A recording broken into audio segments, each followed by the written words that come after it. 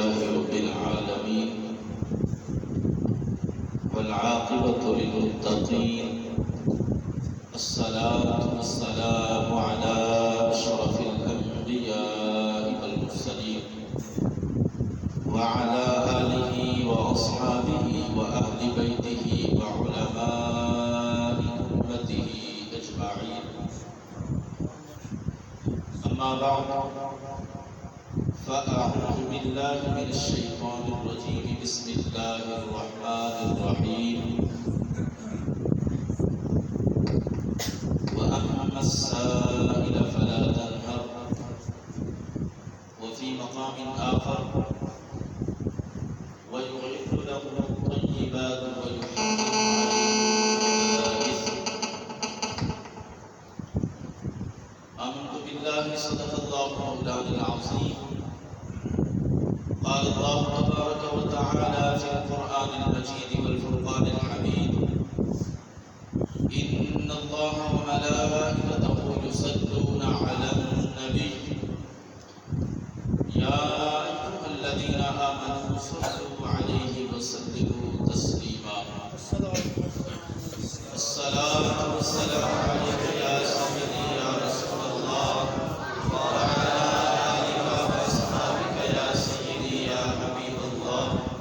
الصلاة والسلام عليك يا سيدي يا سيد المرسلين وعلى آلك وأصحابك يا سيدي يا خاتم النبيين.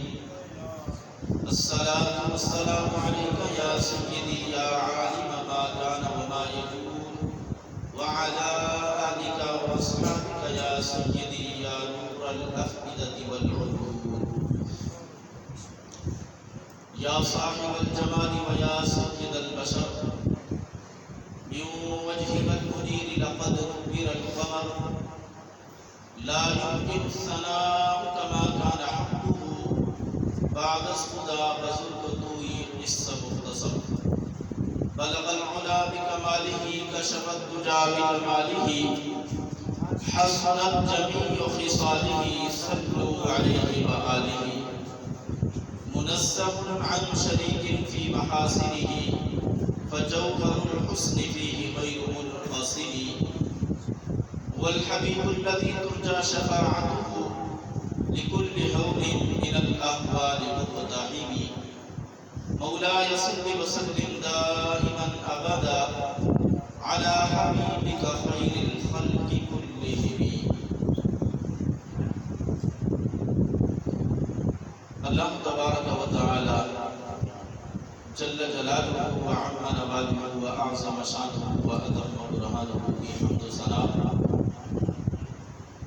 اور حضور النور شافع یوم النشور دستگیر جہاں گزار زمان سید سربراہ حامی بے قصاں احمد مجتبی جناب حضرت محمد مصطفیٰ صلی اللہ علیہ وآلہ وسلم کی پاک بارگاہ میں بے حد درود و سلام کا نذرانہ عرض کرنے کے بعد نہایت ہی عزت اور تکریم کے لائق حضرت علامہ مولانا عبدالجبار بارگی صاحب سید اشرف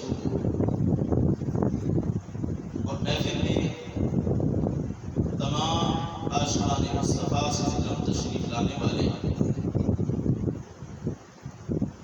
آپ مبارکباد کے مستحق ہیں. اللہ اور اس کے پیارے محبوب علیہ السلام کا ذکر خیر سننے کے لیے تشریف لائے.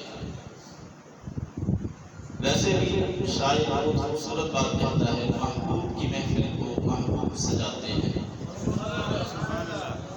پہلے محبوب سے مراد حضور کی ذات ہے اور دوسرے محبوب کا معنی پسندیدہ لگا. محبوب کی محفل کو محبوب سجاتے ہیں. آتے ہیں وہی جن کو سرکار بلاتے ہیں.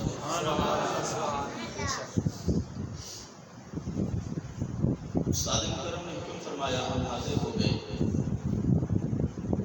اور بہت ہی برکتوں عزت والا مہینہ ہے. اللہ اور اس کے پیارے محبوب علیہ السلام کا ذکر خیر کرنا یہ انسان کے اپنے بس میں نہیں، اللہ کی توفیق سے ہوتا ہے۔ بعض اوقات ایسا بھی ہوتا ہے کہ مسجد کا دروازہ اور اس گھر کا دروازہ بالکل آمنے سامنے ہوتا ہے، مگر وہ شخص کبھی مسجد میں داخل نہیں ہو سکتا۔ یہ فاصلے کی بات نہیں ہے، یہ توفیق کی بات ہے۔ کچھ لوگ 1 کلومیٹر 2 کلومیٹر کے فاصلے سے چل کر بھی آ جاتے ہیں، اور کچھ لوگ 2 قدم چل کر مسجد میں نہیں آ سکتے۔ وجہ کیا ہوتی ہے؟ اللہ کی توفیق کی بات ہے۔ انشاءاللہ اپنے ہی ٹائم کے اندر اپنی حاضری پوری کرنے کی کوشش کروں گا۔ مجھے جو موضوع دیا گیا ہے وہ ہے اختیارات مصطفیٰ صلی اللہ علیہ وآلہ وسلم۔ اس بات کو سمجھنے سے پہلے آپ تھوڑی سی تمہید سمجھ لیں۔ قرآن کے اندر 2 گروہ ہیں جنہوں نے اللہ کی ذات پر اعتراض کیا۔ ایک ہے یہود اور دوسرے ہیں کفار مشرکین۔ یہودیوں نے کہا وقالت اليہود ید اللہ مغلولہ، نعوذ باللہ، یہودیوں نے کہا کہ اللہ کا ہاتھ بندھا ہوا ہے، وہ کچھ دے نہیں سکتا۔ اور جو کفار ہیں انہوں نے کہا لقد سمع اللہ قول الذین قالوا ان اللہ فقیر ونحن اغنیاء، اللہ نے فرمایا ہم نے ان کی بات سن لی جنہوں نے یہ کہا کہ ہم امیر ہیں، نعوذ باللہ اللہ غریب ہے، اللہ فقیر ہے۔ تو یہ کفار کی بات ہے۔ جب اس طرح کی باتیں ہوئی تو اللہ کی عزت نے اپنے محبوب کی زبان سے اعلان فرمایا اے محبوب آپ فرما دیں قل اللہم مالک الملک تؤتی الملک من تشاء وتنزع الملک ممن تشاء وتعز من تشاء وتذل من تشاء بیدک الخیر انک علی کل شیء قدیر۔ فرمایا محبوب تم اعلان فرما دو کہ یہ جو ساری کائنات ہے یہ رب کے قبضہ قدرت میں ہے۔ قل اللہم مالک الملک تؤتی الملک من تشاء، جس کو میرا رب چاہے یہ حکومت عطا فرما دے۔ وتعز من تشاء وتذل من تشاء وتنزع الملک ممن تشاء، اور میرا اللہ فرماتا ہے جس سے میں چاہوں تو یہ حکومت چھین بھی سکتا ہوں۔ اور عزت اور ذلت یہ بھی میرے رب کے قبضہ قدرت میں ہے، جس کو چاہے عزتوں سے نواز دے اور جس کو چاہے ذلت اس کا مقدر کر دے۔ تو یہ جو پاس کچھ ہونا ہے یہ میرے رب کے قبضہ قدرت میں ہے۔ یہ تو تمہاری باتیں ہیں کہ رب کا ہاتھ بندھا ہوا ہے، رب کچھ دے نہیں سکتا، رب غریب ہے، فقیر ہے، ہم امیر ہیں، یہ تمہاری باتیں ہیں۔ ورنہ اللہ رب العزت نے اسی آیت کے اندر ان کو جواب دے دیا۔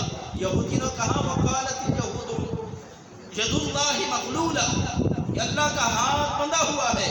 میرے رب نے کیا فرمایا؟ غلت ایدیہم، تمہارے ہاتھ بندھے ہوئے، غلت ایدیہم وَلُعِنُوا بِمَا قَالُوا، اور جو کچھ تم نے بکواس کیا اس کے اوپر لعنت ہو تمہاری، اس قول کی وجہ سے تمہارے اوپر لعنت۔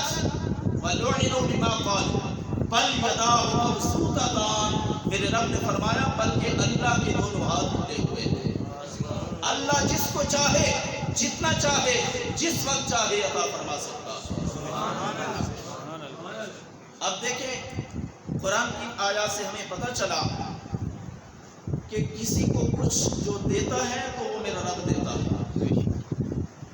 اب سوال یہ ہے کہ اللہ رب العزت نے کائنات کے اندر ہر کسی کو کچھ نہ کچھ عطا فرما رکھا ہے، تو کیا اللہ نے اپنے محبوب کو بھی کچھ عطا فرمایا یا نہیں؟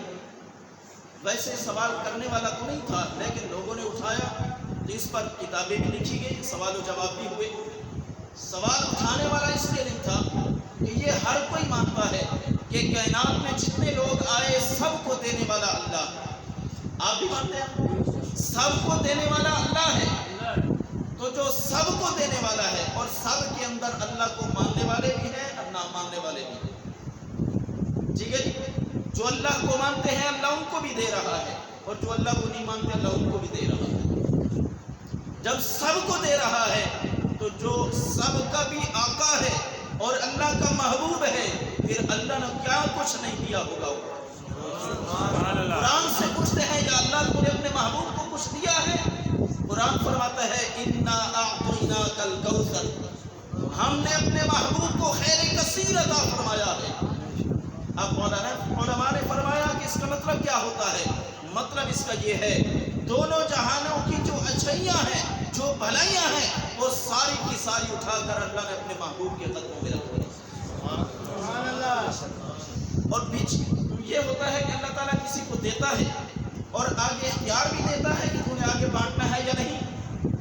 اب یہ تو قرآن نے ہمیں بتا دیا کہ اللہ نے اپنے محبوب کو بہت کچھ عطا فرمایا، کچھ نہیں بہت کچھ عطا فرمایا۔ اگلا سوال یہ ہے کہ کیا اللہ نے آگے بانٹنے کا اختیار بھی دیا ہے یا نہیں؟ تو یہ بھی قرآن سے سوال کرتے ہیں۔ قرآن میں پوچھا گیا تو قرآن نے ہمیں جواب دیا وَأَمَّا السَّائِلَ فَلَا تَنْهَرْ، فرمایا اے محبوب آپ کے دروازے پہ جو بھی مانگنے والا آئے تو آپ نے اس کو جھڑکنا نہیں ہے۔ آپ کے دروازے پہ جو بھی سوالی بن کے آیا آپ نے اس کو جھڑکنا نہیں ہے۔ اب دیکھیں نا، اللہ تعالیٰ یہ بھی تو فرما سکتا تھا بھئی جو بھی آپ کے دروازے پہ آئے اس کو خالی نہیں موڑنا، بلکہ کیا فرمایا؟ جھڑکنا نہیں ہے۔ وجہ کیا ہے؟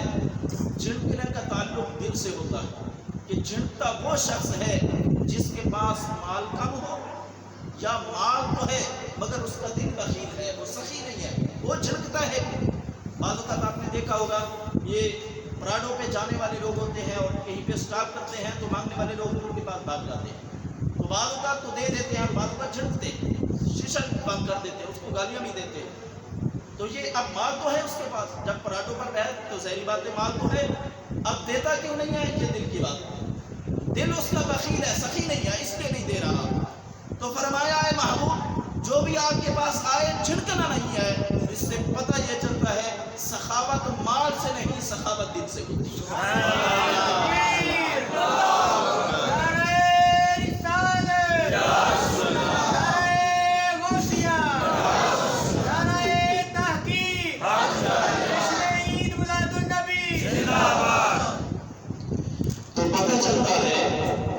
کہ سخاوت کا تعلق دل سے ہے کہ میرے اللہ نے اپنے محبوب کو سب کچھ عطا بھی فرما دیا ہے، میرے اللہ نے اپنے محبوب کو دل کی سخاوت بھی عطا فرما دی ہے، اور رب نے قرآن میں اعلان فرما دیا ہے وَأَمَّا السَّائِلَ فَلَا تَنْهَرْ، اے محبوب جو بھی آپ کے در پہ سوالی بن کے آ جائے میرے محبوب اس کو جھڑکنا نہیں ہے بلکہ اس کو عطا فرمانا ہے۔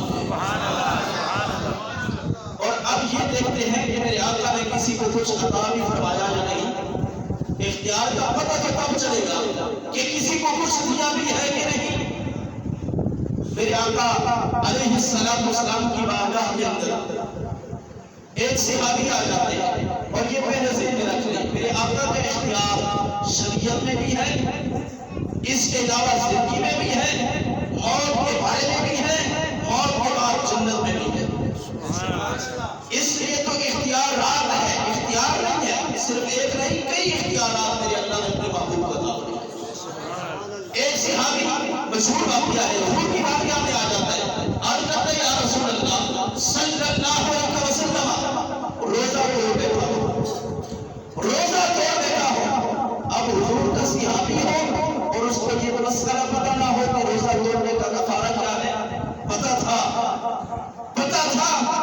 لیکن اس کے پاس کچھ نہیں تھا، طاقت بھی نہیں تھی، مال بھی نہیں تھا، وہ حضور کی بارگاہ میں آ گیا۔ تو یہاں پہ نکتہ سمجھے، بات یہ ہے کہ جب صحابی پہ مشکل آئے تو کہاں پہ آتا ہے؟ در مصطفیٰ پہ۔ اگر یہ بات ہم کہتے تو ہمارے اوپر فتویٰ لگتا ہے، اگر صحابہ کریں تو پھر کچھ نہیں ہوتا۔ ارے یہ عقیدہ ہم نے سیکھا ہی صحابہ سے ہے۔ صحابی آ گیا حضور کی بارگاہ میں، یا رسول اللہ مشکل درپیش ہے، کیا روزہ توڑ بیٹھا ہوں اور پاس کچھ نہیں ہے، میرے آقا نے فرمایا اس کا کفارہ ہے، 2 مہینے کے لگاتار روزے رکھو کفارہ ادا ہو جائے گا۔ اس نے کہا یا رسول اللہ یہ جو روزے رکھ رہا ہے یہ پورے دن کر بیٹھا توڑ دیا، کوئی کہاں پہ رکھو، 2 مہینے کے لگاتار کہاں سے رکھ سکتا، اتنی طاقت نہیں ہے۔ میرے آقا نے فرمایا 60 مسکین کو کھانا کھلاؤ۔ اب یا رسول اللہ میں تو بڑا غریب ہوں، اپنے جو گھر کے افراد ہیں ان کا بڑی مشکل سے گزارا کر سکتا ہوں، 60 مسکین کو کھانا کہاں سے کھلاؤ؟ میرے آقا نے فرمایا غلام آزاد کرو۔ یا رسول اللہ بالکل غریب ہوں، میں خود غلام جیسا ہوں، میرے پاس کوئی غلام نہیں ہے۔ میرے آقا نے یہ نہیں فرمایا شریعت کے تو یہ 3 حکم ہیں، یہ پورے کر سکتے ہیں تو ٹھیک ورنہ جا، نہ اللہ نے اختیار دیا، فرمایا بیٹھ جا۔ میرے اللہ نے اپنے محبوب کو اختیار عطا فرمایا، فرمایا بیٹھ جا تیرا مسئلہ حل ہو جائے گا۔ جب وہ بیٹھ گیا تھوڑی دیر کے بعد کھجوروں کا ٹوکرا آ گیا، حضور کی بارگاہ میں آ گیا۔ میرے آقا نے فرمایا وہ سائل کہاں ہے؟ جس نے مجھ سے مسئلہ پوچھا وہ کہاں ہے؟ آ گیا یا رسول اللہ میں حاضر ہوں۔ میرے آقا نے فرمایا یہ کھجوریں اٹھاؤ اور مکہ میں جو غربا لوگ ہیں ان پر تقسیم کر دو، تمہارا کفارہ ادا ہو جائے۔ مزے کی بات آتی ہے، عرض کرتا ہے یا رسول اللہ مکے میں اس وقت نظر دوڑا رہا ہوں، مجھ سے زیادہ غریب مجھے کوئی نہیں نظر آ رہا، میں سب سے زیادہ غریب ہوں۔ کھجوروں کو دیکھا اپنی بھوک یاد آ گئی، یا رسول اللہ میں سب سے زیادہ غریب ہوں، میں حقدار ہوں۔ اب میرے آقا نے یہ نہیں فرمایا مجرم بھی تو ہے، کفارہ تو نہیں ادا کرنا ہے، اور کھانے کا پروگرام اپنا بنا لیا۔ میرے آقا نے فرمایا ٹھیک ہے یہ کھجوریں لے جا، تو بھی کھا، گھر والوں کو کھلا، تیرا کفارہ جانے محمد عربی جانے۔ میرے اللہ نے اختیار عطا فرمایا ہے، فرمایا شریعت کے جو حکم ہے وہ بھی میں سنا دیا ہے میں نے لوگوں کو، اور فرمایا اللہ نے مجھے اختیار دیا ہے زیادتی کا مسئلہ بھی میں نے حل کر دیا۔ کئی احادیث کے اندر یہ بات موجود ہے۔ ایک اور صحابی آئے، قربانی کا حکم کیا ہوتا ہے کہ عید نماز کے بعد قربانی کی جائے۔ ایک صحابی آیا، اس نے عرض کی یا رسول اللہ قربانی کے لیے جو میں نے بکری رکھی تھی وہ میں نے عید نماز سے پہلے ذبح کر دی، اور یہ میرا ارادہ تھا کہ ہمارے جو پڑوس کے اندر غریب ہیں ان تک گوشت جلدی پہنچ جائے گا، اسی ارادے سے میں نے پہلے ذبح کر دی۔ اب میرے آقا نے تو یہ حکم فرما رکھا تھا کہ جو عید سے پہلے قربانی کرنے والا ہے اس کا قربانی نہیں ہے، وہ گوشت نہیں ہے، قربانی کا ثواب اس کو ملے گا جو عید نماز کے بعد کرے گا۔ اب شریعت کا یہی حکم ہے۔ میرے آقا فرماتے بس تو نے کر دیا تو ٹھیک ہے جا، اگر اور قربانی ہے تو کر لے، نہیں ہے تو پھر جا۔ میرے آقا نے فرمایا اللہ نے مجھے اختیار دیا ہے، اللہ نے مجھے اختیار دیا ہے۔ اس نے عرض کی یا رسول اللہ قربانی جیسا بڑا جانور تو نہیں ہے، لیکن ایک چھوٹا سا بکری کا بچہ ہے جس کی عمر ابھی تک سال نہیں ہے، جو شریعت کا حکم ہے اس کے مطابق نہیں ہے، کیا وہ لے کر سکتا ہوں؟ میرے آقا نے فرمایا تیرے لیے اجازت ہے، میرے سوا کسی کو نہیں ہے۔ یہ آپ کا اختیار تھا جو استعمال فرمایا، فرمایا شریعت کا حکم وہی ہے، اگر بکری کی قربانی کرنی ہے سال ہونا ضروری ہے، تیرے پاس جو بچہ ہے وہ سال سے کم ہے، اب میں محمد عربی صلی اللہ علیہ وسلم اللہ کی عطا کیے ہوئے اختیار سے تمہیں تو اجازت دے رہا ہوں، لیکن تیرے سوا کسی اور کو اجازت نہیں۔ یہ میرے آقا کا اختیار تھا۔ اور آقا کریم علیہ السلام کی بارگاہ کے اندر جبریل امین تشریف لائے اور آقا عرض کرنے لگے یا رسول اللہ صلی اللہ علیہ وسلم، آپ علیہ السلام اپنے حجرے میں تشریف فرماتے ہیں، عرض کی یا رسول اللہ صلی اللہ علیہ وسلم اسرائیل باہر کھڑے ہیں اور اجازت مانگ رہے ہیں۔ حضرت اسرائیل علیہ السلام باہر کھڑے ہیں اور آپ سے اجازت طلب کر رہے ہیں، کیا حکم ہے؟ میرے آقا نے فرمایا استقسم لہو، اس کو اجازت دے دو، اس کو کہو ادھر آ جا۔ پھر انہوں نے جبریل علیہ السلام نے یہ بھی عرض کی یا رسول اللہ یہ وہ فرشتہ ہے جو کسی کے پاس جاتا ہے تو اجازت نہیں لیتا، اللہ نے اس کو پہلے سے حکم دے رکھا ہے کہ ہر کسی کے پاس تو انہیں جانا ہے، میرا حکم ہے، لیکن وہی فرشتہ جو سب کے پاس بغیر اجازت کے جاتا ہے آج آپ کی بارگاہ میں آ رہا ہے، اگر آپ کے دروازے سے باہر کھڑا ہو گیا ہے اور اجازت مانگ رہا ہے، اگر آپ اجازت عطا فرمائے تو اندر آئے گا، اگر آپ کہیں تو پھر واپس چلا جائے۔ میرے آقا نے فرمایا اس کو اجازت دے، اندر آ گیا، آپ کا عرض کرتا ہے یا رسول اللہ صلی اللہ علیہ وسلم آپ کا وقت پورا ہو چکا ہے، اگر آپ اجازت دیں تو ان شئت، اگر آپ چاہیں تو میں آپ کی روح قبض کر دوں، اگر آپ نہ چاہیں تو پھر آپ کی مرضی۔ جب یہ حکم سنایا اللہ کے حکم تھا، میرے آقا نے یہ نہیں فرمایا ٹھیک ہے تو اللہ کے حکم کا پابند کر لو، نہ اللہ نے اختیار دیا، فرمایا ٹھیک ہے بات سن لی۔ پاس ہی جبریل کھڑے تھے، مشورہ لیا، جبریل تیرا کیا مشورہ؟ اس بارے میں تیرا کیا مشورہ ہے؟ جبریل علیہ السلام عرض گزار ہوئے، یا رسول اللہ صلی اللہ علیہ وسلم، آپ اللہ کے محبوب ہیں، اللہ نے آپ کو اختیار دیا ہے۔ حدیث پاک میں یہ لفظ ہے اختیار کے، فرمایا اللہ نے آپ کو اختیار دیا ہے، اگر آپ چاہیں تو اس کو لبیک کہہ دیں، اگر آپ چاہیں تو اس کو واپس بھیج دیں۔ لیکن مجھ سے اگر مشورہ پوچھے تو میں نہیں کہوں گا کہ اللہ تعالیٰ آپ کی ملاقات کی شوق ہوگا۔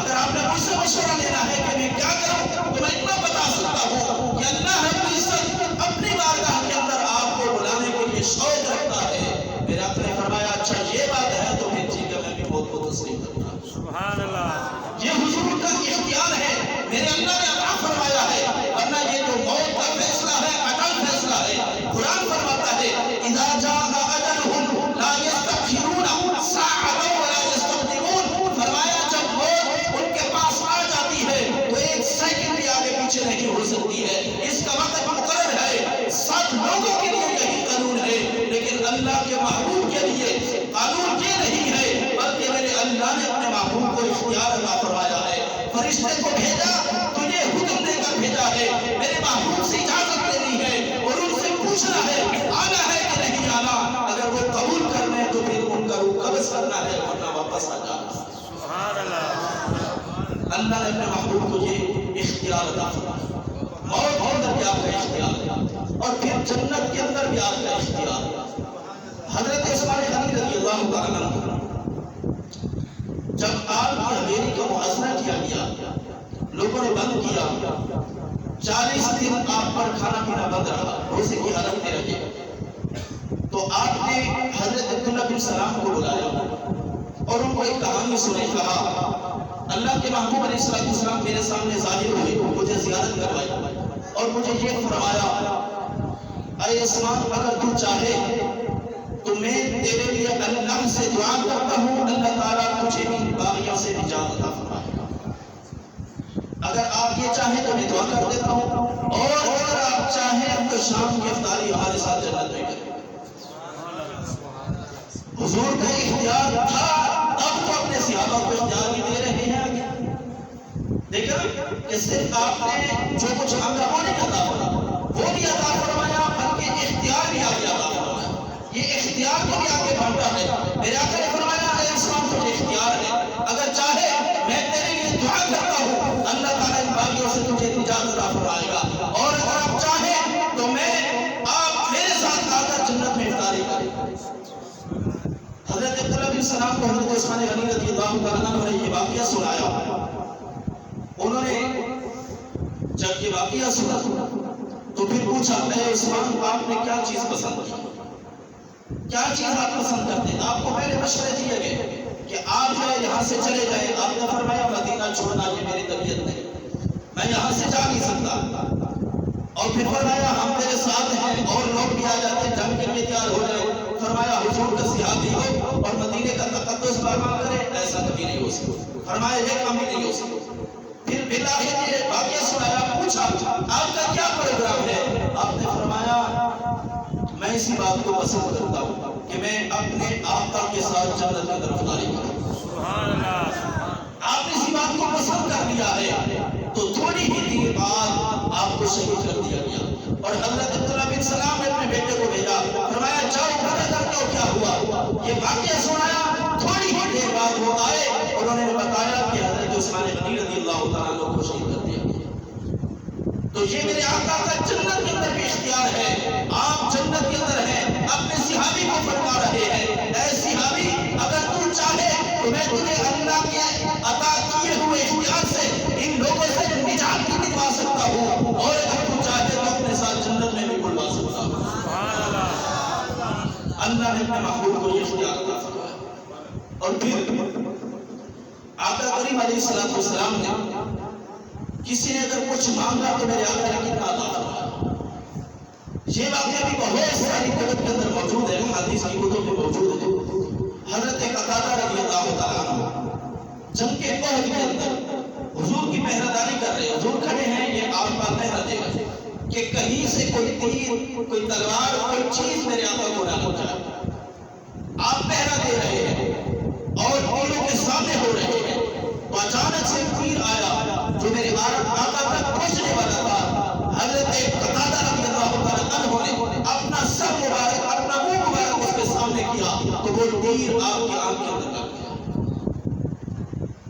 اب کہتے ہیں کچھ لوگ یہ بھی کہتے ہیں کہ صحابہ نے میلاد منایا تھا پھر بڑا عجیب سوال ہے. لوگ کیا بولتے ہیں صحابہ نے میلاد منایا تھا یا نہیں؟ اور میلاد کا معنی کیا ہے؟ چند لوگوں کو اکٹھا کر کے قرآن کی تلاوت کرنا، حضور کی وصف بیان کرنا اور واضح نصیحت کرنا اور آخر میں لنگر تقسیم کرنا. کیا یہ والے کام صحابہ میں نہیں تھے؟ صحابہ کرام اکٹھے نہیں بیٹھتے تھے؟ اصحاب صفہ 70 لوگ وہ ہر وقت اکٹھے بیٹھتے رہتے تھے. اگر اکٹھے بیٹھنا منع ہے تو یہ تو صحابہ کی سنت. دوسری بات قرآن کی تلاوت استاد محترم فرما رہے تھے صحابہ کرام ایک رکعت کے اندر قرآن پاک کی تلاوت کرنے والے تھے پورے قرآن. اگر ہم ایک سورت میلاد میں پڑھیں تو ہمارے اوپر فتویٰ، اور صحابہ کرام پورا قرآن پڑھ لیں تو کوئی بات نہیں. اور پھر قرآن پڑھنے کے بعد حضور کی نعت پڑھنا یہ بھی صحابہ کی سنت. حضرت حسان بن ثابت رضی اللہ تعالی، اس کے علاوہ کئی صحابہ جو حضور کی نعتیں پڑھتے تھے اور حضور علیہ السلام ان کی نعتیں سنتے تھے. بلکہ ایک حدیث مشکات کے اندر موجود ہے، میرے آقا نے حضرت حسان کو حکم فرمایا مشرکین کی حج کرو، یعنی ان کی برائی کے اندر اشعار کرو. اور اب یہ بھی فرمایا کہ جب تو مشرکین کی حج کرے گا، ان کی برائی میں اشعار پڑھے گا، تو اکیلا نہیں ہوگا، اللہ کا فرشتہ جبریل بھی تیرے ساتھ ہوگا. اور پھر آگے فرمایا کہ جب تو اپنے نبی کے اس عمل میں مصروف ہوگا، اپنے نبی کی طرف سے کفار کو جواب دے رہا ہوگا، تو میں محمد اللہ سے دعا کر رہا ہوں کہ اللہم اجدہ بروح القدس، اے میرے مالک اس حسان بن ثابت کی بھی روح القدس کے ساتھ مدد کرو. یعنی میری طرف سے جب تو کفار کو جواب دے رہا ہوگا تو تیرے ساتھ اللہ کا فرشتہ جبریل بھی شامل ہوگا. تجھے نعتیں پڑھنا، حضور کا وصف بیان کرنا اور کلام کے اندر حضور کے دشمنوں پر تماچا لگانا یہ تو صحابہ کی سنت ہے. اور پھر اس کے بعد واضح و نصیحت کرنا یہ تو عین قرآن کو حکم. تو بھائی اگر صحابہ کے دور میں یہ چیزیں پائی جائیں تو کوئی حرج نہیں. اگر ہم ان چیزوں کے ایک محفل میں اکٹھا کر لیں، لوگوں کو اکٹھا کیا، قرآن کی تلاوت کی، نعت شریف، اس کے بعد حضور کے وصف بیان کیے، تو کیا یہ شرک ہو گیا؟ حرام ہو گیا؟ بلکہ میں یہ کہتا ہوں کہ جو لوگ کہتے ہیں نا بھائی میلاد شرک ہے، یہ سوال بھی غلط ہے. شاید ان پڑھ لوگوں نے یہ سوال کیا ہوگا. شرک کا معنی ہوتا ہے اللہ کے ساتھ کسی کو برابر شریک ٹھہرا دینا. اب اگر شرک کا معنی یہ ہے تو پھر میلاد سے شرک آتا نہیں، شرک جاتا ہے. توجہ سے سنو، اگر شرک کا یہی معنی ہے کہ اللہ کے ساتھ کسی کو برابر شریک ٹھہرانا، اس سے میلاد سے شرک آتا نہیں بلکہ شرک جاتا ہے. کیونکہ میلاد کا معنی کیا ہے؟ پیدا ہونا، پیدائش. دیکھیں حضور کے پیدائش کا مہینہ آیا تو ہم میلاد منا رہے ہیں. میلاد کا معنی ہوا پیدا ہونا. اب جو لوگ کہتے ہیں میلاد شرک ہے ان کو پتہ ہی کوئی نہیں. شرک تو تب ہوتا کہ اللہ کی بھی پیدائش کا دن ہوتا، حضور کا بھی ہوتا. اللہ کا بھی میلاد منایا جاتا، حضور کا بھی منایا جاتا، پھر شرک ہو جاتا. ہم تو میلاد منا کر شرک کو ختم کر رہے ہیں اور دنیا والوں کو بتا رہے ہیں کہ جو ہمارا اللہ ہے وہ پیدا ہونے سے پاک ہے. قل هو اللہ احد اللہ الصمد لم یلد ولم یولد ولم یکن له کفوا احد. وہ نہ کسی سے جنا ہے نہ اس نے کسی کو جنم دیا ہے، اس کا کوئی ہمسر نہیں ہے، وہ پیدا ہونے سے پاک ہے. اور آقا کا میلاد منا کر ہم شرک کو ختم کرتے ہیں کہ ہم رب کا میلاد نہیں مناتے، حضور کا میلاد مناتے ہیں. اور یہ دعویٰ کرتے ہیں کہ ہمارا رب جو ہے وہ خالق ہے، پیدا ہونے سے پاک ہے. اور اللہ کے محبوب کا میلاد منا کر یہ کہتے ہیں اللہ کا محبوب حضور علیہ السلام اللہ کی مخلوق میں سے ہے اور پیدا بھی ہوئے. سبحان اللہ. تو میلاد سے شرک آتا نہیں، شرک جاتا ہے. تو اس لیے جب یہ ساری باتیں اکٹھی ہو جائیں تو یہ شرک نہیں کرتا، یہ غلط کام نہیں ہے. بلکہ دیکھیں نا بات یہاں سے نکلی بھائی صحابہ میلاد مناتے تھے. بھائی دیکھیں حضور کی عزت اور ناموس کے لیے اپنے آپ کو پیش کر دینا، اس سے بڑا کوئی میلاد ہو سکتا ہے؟ میلاد پہ کیا کیا جاتا ہے؟ پیسہ خرچ کیا جاتا ہے. ہمارے دور پیسہ خرچ کر کے ہم میلاد مناتے ہیں. صحابہ کرام علیہم رضوان صرف حضور کے لیے پیسہ خرچ کرنا یہ تو کے لیے کوئی بات نہیں، ہمارے لیے بڑی بات ہے، اس لیے ہم یہ اعتراض بھی کرتے ہیں۔ ہمارے لیے بڑی بات ہے کہ ہمارا پیسہ خرچ ہو رہا ہے۔ اگر صحابہ کی تاریخ کو پڑھیں تو پیسہ تو کچھ ہی نہیں ہے، اگر میرے آقا اشارہ فرمائے تو گھر کا پورا سامان آ جائے، گھر کا آدھا سامان آ جائے، 1000 سواری کا بندوبست ہو جائے، یہ بات تو کچھ بھی حیثیت نہیں رکھتا۔ صحابہ کا عشق تو یہ ہے، میرے آقا کے اشارے کے منتظر رہتے، اگر میرے آقا اشارہ کرے تو اپنی جان بھی قربان کر دیا۔ اب حضرت قتادہ رضی اللہ تعالیٰ عنہ اور پھر یہ بھی کہتے ہیں بھائی صحابہ نے جھنڈیاں لگائی تھی۔ بھائی کمال کی بات یہ ہے ہر دور کے تقاضے اپنے ہوتے ہیں۔ صحابہ کا جو دور ہے وہ کیسا دور تھا؟ اچھا ایک الزامی جواب ہوتا ہے، الزامی جواب یہ ہے ٹھیک ہے صحابہ نے جھنڈیاں لگائی یا نہیں لگائی وہ علیحدہ بات ہے۔ میرا سوال یہ ہے کہ صحابہ کے دور میں جھنڈیوں والی دکان بھی تھی؟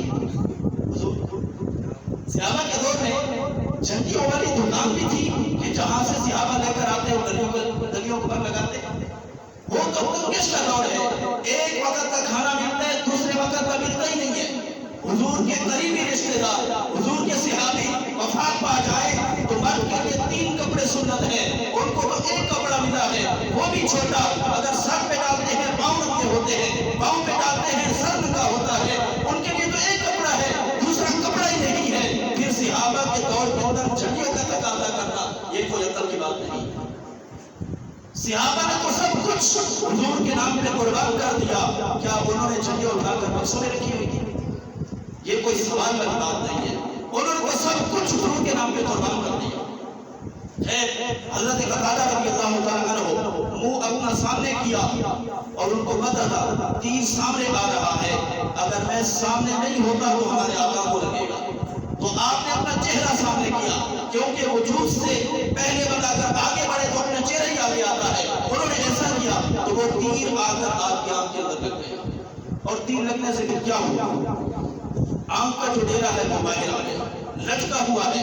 آپ نے ہتھیلی پہ اٹھایا، صحابہ کرام علیہ رضوان نے مشورہ دیا، اے قتادہ یہ تکلیف ہو رہی ہے آپ کو، آپ ایسا اگر اس کو کاٹ دیں بس ختم ہو جائے گا۔ انہوں نے آپ کی فرمایا کہ میں اس کو کاٹ کے تب پھینکتا کہ یہاں پہ کوئی حکیم نہ ہوتا، یہاں پہ کوئی ہمیں شفا دینے والا نہ ہوتا۔ اس نے آپ کی آپ یہ مشورہ کیوں دے رہے ہیں؟ اللہ کے محبوب مختار کل موجود ہیں، اللہ نے ہر قسم کا اختیار آپ کو دے رکھا ہے۔ انہوں نے ہتھیلی پہ اٹھایا حضور کی بارگاہ میں چلے۔ آج کچھ لوگ یہ بھی کہتے ہیں اور میاں مشکل وقت آئے تو اللہ سے مانگا کرو، اللہ کے سوا کسی اور کو پکارنا حرام ہے۔ کیا اللہ نہیں دے سکتا؟ ہم نے کب کہا کہ اللہ نہیں دے سکتا؟ اللہ دے سکتا ہے، اللہ دے سکتا ہے۔ وہ پھر قرآن کی آیت بھی پڑھتے ہیں، اللہ تعالیٰ خود فرماتا ہے نحن اقرب الیہ من حبل الورید، میں تمہاری شارک سے بھی زیادہ قریب ہوں، جب بھی پکارو گے میں تمہاری مدد کو ہوں۔ اب دیکھیں یہ بات صحیح ہے، لیکن بات یہ ہے کہ کیا اللہ کی بارگاہ کے اندر ہم نے بھی قرب حاصل کیا ہوا ہے؟ اللہ تو ہمارے قریب ہے، ہم نے بھی اللہ کا قرب لیا ہوا ہے کہ نہیں؟ تو اللہ کی بارگاہ کے اندر پہنچنے کے لیے کچھ نہ کچھ چاہیے۔ دنیا کی مثال سمجھانے کے لیے دے رہا ہوں، کوئی بندہ آپ میں سے اگر کوئی چاہے کہ میں اس وقت وزیر اعظم سے ملنا چاہتا ہوں، کوئی بندہ کہے سمجھانے کے لیے مثال، تو کیا کہتے ہیں آپ کہ وہ موٹر سائیکل یا اپنی گاڑی میں بیٹھ کر سیدھا جا کر ملاقات کر لے گا بغیر کسی آدمی کے ملے؟ سارے بتائیں نہیں نہ ہو سکتا۔ اور ایک ملک کے وزیر اعظم کی حیثیت کیا ہے؟ کچھ بھی نہیں ہے۔ تو اس کی حیثیت نہ ہونے کے باوجود کوئی بندہ ڈائریکٹ اس سے نہیں مل سکتا، اور جو احکم الحاکمین ہے قل اللہم مالک الملک والی شان والا ہے، ساری حکومتیں اسی کے قبضے میں ہیں، اور تو کہتا ہے کہ میں ڈائریکٹ اس کی بارگاہ میں جاتا ہوں؟ یہ کیسا انصاف؟ رب کی بارگاہ میں جانے کے لیے کوئی وسیلہ ڈھونڈنا ہوگا۔ میرا رب فرماتا ہے یا ایھا الذین آمنوا اتقوا اللہ وابتغوا الیہ الوسیلہ، وسیلے کا حکم قرآن میں ہے۔ اب دیکھو اللہ کی بارگاہ کے اندر اگر پہنچنا ہے تو پھر کوئی وسیلہ ڈھونڈنا ہوگا، اللہ کے محبوب علیہ السلام کی بارگاہ میں آنا ہوگا، تب جا کر اللہ کی بارگاہ میں حاضری لگے گی۔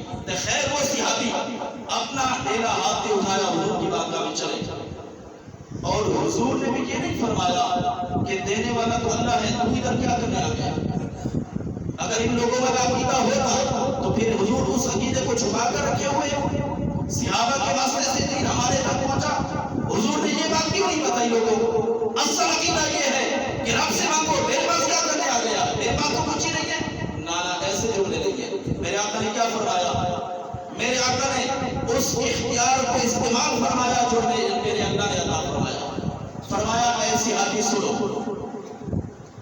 اگر اس مصیبت پہ صبر کرو تو جنت ملے گی، اور اگر چاہو تو آپ ٹھیک کر دینا ہو، بڑی بات ہے بھئی، حضور کا اختیار تھا تب تو ایسا فرمایا، اگر چاہو جنت بھی دے سکتا ہوں، چاہو تو آنکھ بھی دے سکتا ہوں، اگر پاس کچھ نہیں ہے تو پھر کیسے دے رہے ہیں؟ پاس بھی ہے اور دینے کا اللہ نے اختیار بھی دیا ہے، تب تو فرمایا اے صحابی بتاؤ کیا چاہیے؟ اور صحابی بڑا سیدھا، اگر ہم ہوتے نا تو ہم ایک چیز مانگ لیتے جو ہمیں پسند ہے وہ مانگے۔ صحابی نے عرض کی یا رسول اللہ، جنت جو ہے نا جنت، اس کا ذکر میں نے تو نہیں کیا، آپ نے خود ہی فرمایا اگر چاہو تو جنت، اور جو آنکھ ہے اس کا میں طلبگار ہوں، یا رسول اللہ آنکھ کا ذکر میں نے کیا، میرے اوپر رحم کرتے ہوئے میری آنکھ بھی ٹھیک کر دو، اور جنت کا ذکر تم نے خود سے رہے وہ بھی عطا کرو۔ کتنے کریم ہیں،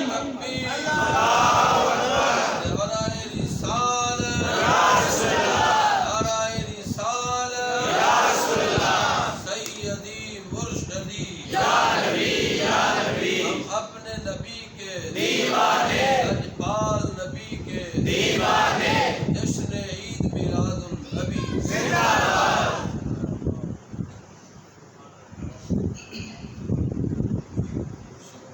دیکھیں میرے آقا کریم علیہ السلام کا اختیار، اور ایک روایت میں یہ بھی وضاحت موجود ہے، اس صحابی نے عرض کی یا رسول اللہ صلی اللہ علیہ وسلم، آنکھ کے ٹھیک کرنے کا مطالبہ اس لیے کر رہا ہوں کہ میری بیوی مجھ سے محبت کرتی ہے، اب اگر میری آنکھ اسی طرح رہ جائے تو ہو سکتا ہے کہ وہ مجھ سے محبت چھوڑ دے، آپ کرم فرمائیں میری بیوی کی جو محبت ہے وہ سلامت رہے اور جنت کی عطا فرما دے۔ اگر صحابی کا یہ عقیدہ ہوتا کہ پاس کچھ نہیں ہے، دے کچھ نہیں سکتے، تو پھر وہ کیوں یہ کہتے؟ انہیں پتا تھا کہ اللہ کے محبوب کو اللہ نے سب کچھ عطا فرمایا ہے اور اپنے اختیار سے سب کچھ عطا بھی فرما سکتے۔ میرے آقا نے کیا کیا؟ دعا پہ دم نکالا، لگایا، فرمایا ایسے ابھی بیلا اٹھاؤ، آنکھ کے اندر رکھو، آپ نے رکھا اور پھر اوپر ہاتھ پھیرا، پوچھا صحابی سنو، عرض کی یا رسول اللہ مجھے تو ایسا محسوس ہوتا ہے کہ میری آنکھ کو کوئی تکلیف ہوئی ہی نہیں ہے۔ یہ میرے آقا کی عطا ہے کہ جو کچھ مانگتا ہے میرے آقا سب کچھ عطا فرما دیتے ہیں۔ اگر اسی بات کی ترجمانی اعلیٰ حضرت کی زبان سے کریں تو اور مزہ آ جائے۔ اعلیٰ حضرت کیا فرماتے ہیں؟ میرے کریم سے کر قطرہ کسی نے مانگا، دریا بہا دیے ہیں، در بے بہا دیے ہیں۔ میرے کریم سے کر قطرہ کسی نے مانگا، ہمارے آقا تو بڑے کریم ہے، کوئی ایک قطرہ مانگتا ہے تو میرے آقا قطرہ نہیں دریا بہا دیتے ہیں، اور دریا پانی کا نہیں، در بے بہا دیے ہیں، موتی بے شمار کا فرما دیتے ہیں۔ اب آنکھ ٹھیک کروانے آیا تھا، آنکھ بھی ٹھیک ہوئے گئے، جنت بھی ساتھ مل گئی۔ یہ میرے آقا کا اختیار ہے۔ آقا کریم علیہ السلام بہت کچھ عطا فرما سکتا، اور دوسرے مقام پہ حضرت فرماتے ہیں منگتے خالی ہاتھ نہ لوٹے، کتنی ملی خیرات نہ پوچھو، منگتے خالی ہاتھ نہ لوٹے، کتنی ملی خیرات نہ پوچھو، یہ تو ان کا کرم ہے، پھر ان کا کرم ہے، ان کے کرم کی بات نہ پوچھو۔ فرمایا جو خالی ہاتھ ہے میرے آقا کی بارگاہ میں چلا جاتا ہے، سوال کرتا ہے، واپس لوٹتا ہے، اس سے یہ نہ پوچھو کیا ملا ہے تجھے، کتنی خیرات ملی ہے، بلکہ وہ تو یہ کہے گا یہ تو ان کا کرم ہے، بس ان کا کرم ہے، ان کے کرم کی بات نہ پوچھو۔ کتنا وہاں پہ پوچھا جاتا ہے جہاں پہ کوئی حد ہوتی ہے، اور میرے آقا کے پاس جو کچھ ہے اس کی حد ہی نہیں، اس کی حد ہی نہیں ہے، کیونکہ دینے والا کون ہے؟ اللہ تعالیٰ۔ اللہ کے خزانوں کی کوئی حد ہے؟ جب نہیں ہے تو تو میرے آقا کیا فرماتے ہیں؟ بخاری شریف میں یہ حدیث بات موجود ہے، میرے آقا نے فرمایا اوتیت بمفاتیح خزائن الارض، فرمایا اللہ نے زمین کے سارے خزانوں کی ساری چابیاں مجھے عطا فرمائی۔ اب رب کے خزانے کی حد نہیں ہے، اور رب نے سارے خزانوں کی چابیاں اپنے محبوب کو عطا فرما دی ہے، تو پھر پتہ چلا کہ محبوب کے پاس جتنا ہے اس کی حد نہیں ہے، تو پھر پتہ چلتا ہے کہ آپ کے پاس جو مانگنے چاہتا ہے میرے آقا اس کو اتنا عطا فرماتے ہیں کہ اس کی بھی حد نہیں ہے۔ اور پھر آگے فرمایا کہ اللہ رب العزت نے آپ کو اتنا اختیار دیا، اتنا کچھ عطا فرمایا، اور اختیار سے پہلے سب کچھ ہونا ضروری ہے۔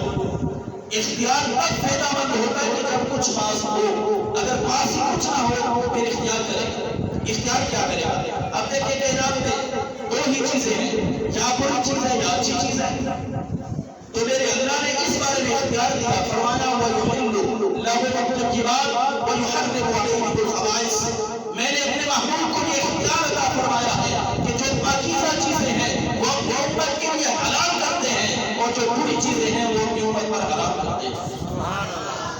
تو اب دیکھیں اس دور کے اندر، بلکہ صحابہ کے دور کے اندر، اولیاء کے دور کے اندر کوئی ایسا شخص نہیں ہے جو کسی چیز کو حرام کر دے یا حلال کر دے، اللہ کے سوا کوئی نہیں ہے، مگر اللہ نے کیے والا اختیار اپنے محبوب کو عطا فرما دیا۔ اگر اللہ کے محبوب چاہے تو وہ حلال بھی فرما سکتے ہیں، اگر اللہ کے محبوب چاہے تو حرام بھی فرما سکتے ہیں۔ اللہ نے سب کچھ اپنے محبوب کو عطا فرمایا، اور آپ سب کچھ دے بھی سکتے ہیں، اور میرے آقا علیہ السلام کا جو بھی وصف ہے وہ بھی باکمال ہے۔ آپ کو اللہ نے جو بھی وصف دیا وہ باکمال ہے، اس کی انتہا نہیں ہے۔ اس بات کو سمجھنے سے پہلے آپ تھوڑی سی بات سمجھیں۔ دیکھیں ایک ہے عام انسان، اس کی بھی حد ہے کہ اس کی ابتدا بھی ہے، اس کی انتہا بھی ہے، پھر اس کی انتہا جہاں پہ ہوتی ہے وہاں سے مقام ولایت شروع ہوتا ہے، پھر مقام ولایت کی ابتدا بھی ہے، انتہا بھی ہے، کہ اس مقام ولایت کی انتہا ہوتی ہے مقام صحابیت پر، پھر وہاں پہ مقام صحابیت شروع ہوتا ہے، اس کی ابتدا بھی ہے، انتہا بھی ہے، کہ پھر وہ مقام نبوت پہ جا کے ٹھہر جاتا ہے، اور پھر اس کے بعد مقام نبوت اس کی بھی ابتدا بھی ہے، انتہا بھی ہے، وہ مقام رسالت میں جا کے ٹھہر جاتا ہے، اور مقام رسالت کی بھی ابتدا بھی ہے، انتہا بھی ہے، کہ وہ مقام مصطفیٰ پہ جا کے رہتا ہے۔ اللہ نے جتنے رسول بھیجے بڑی عظمتوں والے، بڑی شانوں والے، مگر جو شان اللہ نے اپنے محبوب کا عطا فرمایا ہے وہ کسی رسول کو نہیں عطا۔ حضرت ابراہیم خلیل اللہ علیہ السلام اللہ کے خلیل ہیں، اللہ کے وہ بھی دوست ہیں، اللہ نے ان کا بھی تذکرہ قرآن میں فرمایا ہے، لیکن اسی بات سے پتہ چل جائے گا۔ قرآن میں میرا رب فرماتا ہے فَمَنْ تَبِعَنِي فَإِنَّهُ مِنِّي وَمَنْ عَصَانِي فَإِنَّكَ غَفُورٌ رَحِيمٌ۔ ابراہیم علیہ السلام نے عرض کی، اے میرے مالک، جو میرے تابعدار ہیں وہ میرے ہیں، اور جنہوں نے میری نافرمانی کی وہ تیرے۔ فَمَنْ تَبِعَنِي فَإِنَّهُ مِنِّي وَمَنْ عَصَانِي فَإِنَّكَ غَفُورٌ رَحِيمٌ۔ یا اللہ میرے تابعدار میرے ہیں، اور میری نافرمانی کرنے والے تیرے ہیں، آگے تیری مرضی، ان کو پکڑ دے جا، بخش دے۔ سمجھ آیا؟ یہ حضرت ابراہیم علیہ السلام کا موقف ہے، یعنی ان کا کہنا یہ ہے کہ نیکوکار میرے، گناہگار تیرے، یہ ان کی چاہت ہے۔ اب آؤ ہمارے نبی کی طرف۔ آقا کریم علیہ السلام کی بارگاہ کے اندر آقا کریم فرماتے ہیں کہ اللہ نے میرے آگے یہ اختیار رکھا، اے محبوب دو باتیں ہیں ان میں سے ایک پسند کر لو۔ اللہ نے اختیار دیا، فرمایا دو باتوں میں سے ایک پسند کر لو، کیا؟ یا اس بات کو پسند کرو کہ تمہاری آدھی امت کو بغیر حساب و کتاب کے بخش دیا جائے، کیا اس بات کو پسند کر لو؟ یا یہ بات پسند کر لو کہ میں تمہیں شفاعت کا حق دیتا ہوں؟ ان میں سے ایک پسند کر لو، جو تمہاری مرضی آئے۔ میرے آقا نے فرمایا یا اللہ میں شفاعت کو پسند کرتا ہوں۔ صحابہ نے عرض کیا، یا رسول اللہ تم نے وہ امت کیوں نہیں پسند کیا کہ آدھی امت بغیر حساب و کتاب کسی سے پوچھ بھی نہ ہو، خبریں سمجھے اور جنت میں چلے جائیں، یہ بڑا سستا سودا تھا، یہ کیوں نہیں کیا؟ میرے آقا نے فرمایا لکنھا عام، فرمایا یہ جو شفاعت والا معاملہ ہے یہ عام ہے، وہ خاص تھا، اس کے اندر آدھی امت بخشی جائے گی، اور جس کو میں نے پسند کیا ہے اس کے اندر میری ساری امت چلی جائے گی۔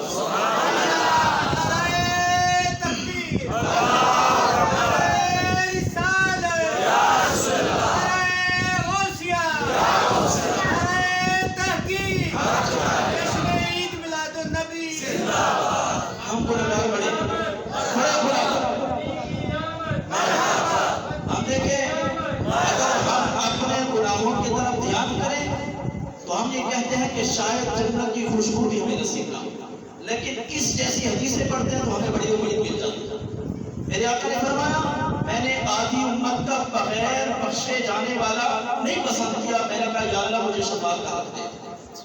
اب یہ حدیث پڑھتے ہمیں سہارا مل جاتا ہے، اللہ کے محبوب نے وہ شفاعت کس کے لیے؟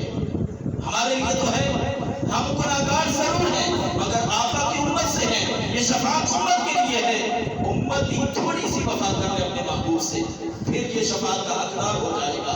اور دوسری حدیث پاک میں آتا ہے میرے آقا نے فرمایا شفاعتی لاہل الکبائر من امتی، فرمایا میری شفاعت میرے امت کے بڑے گناہگاروں کے لیے۔ اب اس حدیث کو قرآن اور اس آیت کو سامنے رکھیں تو مقام سمجھ آ جائے۔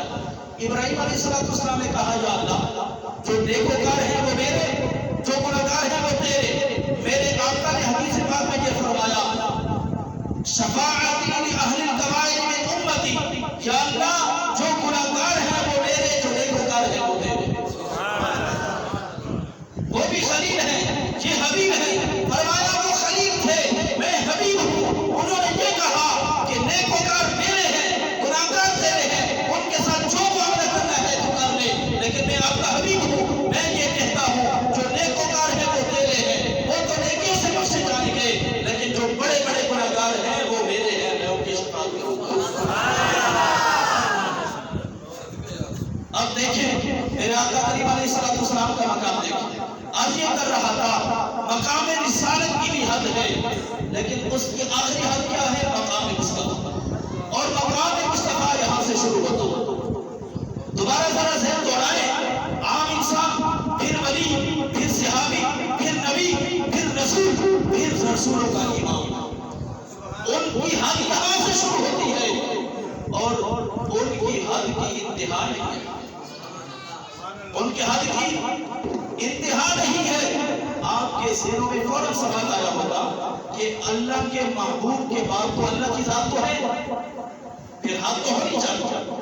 بھائی محبوب کا مقام رسالت سے شروع ہوا، اس کے اوپر سے شروع ہوا اور جا کے کہاں پہ ختم ہو جائے؟ مقام الہی پہ۔ لیکن سنیں آپ کے مقام کی انتہا نہیں ہے، وجہ کیا ہے؟ وجہ یہ ہے کہ اللہ کے مقام کی نہ ابتدا ہے نہ انتہا ہے، جب اس کی انتہا ابتدا ہی نہیں ہے تو پھر محبوب کے مقام کی انتہا کہاں پہ؟ پہلے جتنے بھی مقام آئے ان کی ابتدا بھی تھی انتہا بھی تھی، اس لیے ہمیں سمجھ آتا گیا، لیکن جب اللہ کے مقام کی ابتدا ہی نہیں ہے تو پھر محبوب کے مقام کی انتہا کہاں پہ ہوگی؟ اس لیے تو شاعر کہتا ہے کوئی حد ہے ان کے عروج کی، خلق المولا بکمالی، ان کے عروج کی کوئی حد ہی نہیں ہے، وہ کتنی بلندیاں ہیں ہمیں پتہ نہیں ہے، وہ اللہ جانتا ہے کہ اللہ کا محبوب ہی جانتا ہے۔ تجھے مقام ہے ہمارے آقا کا، اللہ نے آپ کو سب کچھ کمال والا عطا فرمایا، جتنے بس عطا فرمائے سارے باکمال عطا فرمائے، اور اعلیٰ حضرت علیہ الرحمہ اور جتنے بھی شاعر گزرے ہیں سب کچھ لکھنے کے بعد آخر میں ان کا قلم بند ہو گیا۔ اعلیٰ حضرت علیہ الرحمہ ایک نعت نظر لکھتے ہیں سرور کہوں کہ مالک و مولا کہوں تجھے، سرور کہوں کہ مالک و مولا کہوں تجھے، باغ خلیل کا گل زیبا کہوں تجھے، لکھتے لکھتے لکھتے سارے قصب گنتے گئے، جب آقا کے مقام کی طرف ذہن کو دوڑایا حد نظر نہ آئی تو آخر میں کہتے ہیں جب آقا کریم علیہ السلام کے اوصاف کو دیکھا سارے باکمال ہیں جن کی انتہا نہیں